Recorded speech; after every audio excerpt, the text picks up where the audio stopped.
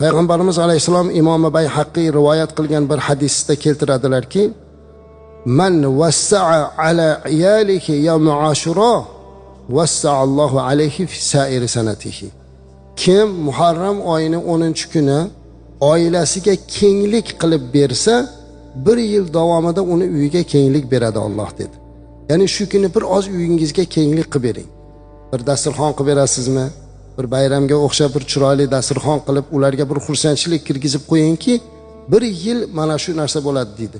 Men mana shu hadisni o'qiganimga qarayib 40 yildan o'tdi. Ustozimiz aytuvdilarki, mana shu hadisni eshitgandan beri men shunga amal qilaman, har yili shuni barakasini ko'raman dedilar.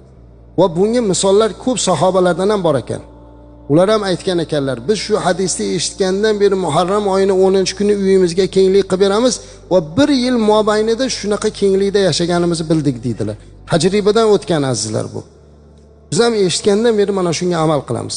10-Oshiro kuni kim nimaga qodir bo'lsa, shuni shunday chiroyli qilib qo'ysinki, bir xonadoniga xursandchilik kirib qolsin.